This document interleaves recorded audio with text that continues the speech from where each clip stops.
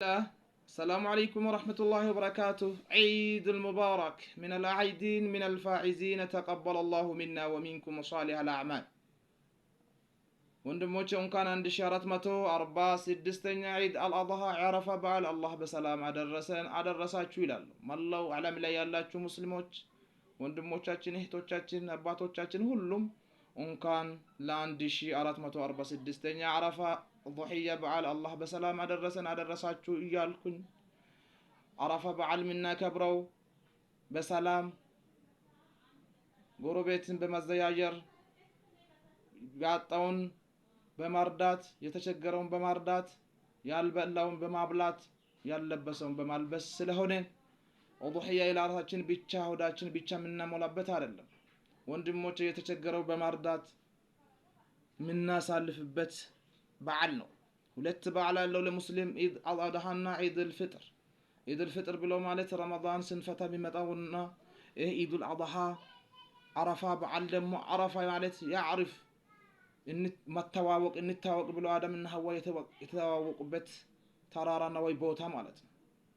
ዓረፋ ላይ ሐጅ የሄዱ ሰዎች ትላንትና ነው ቆሞ የዋሉት። ዛሬ ደግሞ እኛ ሁለት በዓል ነው የተገናኘን። ጁምዓ ሳምንታዊ ቀን ትልቁ ቀንና ኢድ አልአድሃ የሙስሊም የሚደሰትበት ቀን ነው።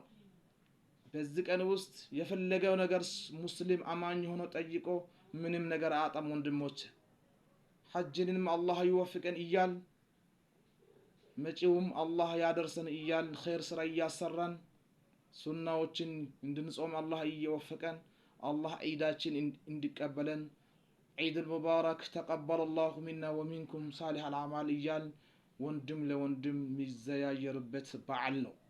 ይሄ በዓል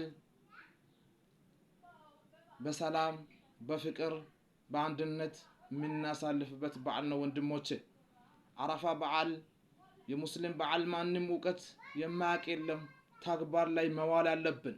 የትም ቦታ አላህን በማፍራት የተቸገረውን በማርዳት ያልበላውን በማብላት ቤተሰቦቻችን በመዘያየር ጎረቤትን በመዘያየር የምናሳልፍበት በዓል ስለሆነ እንኳን 1446ኛ በዓል እንኳን አደረሰን ይላለው።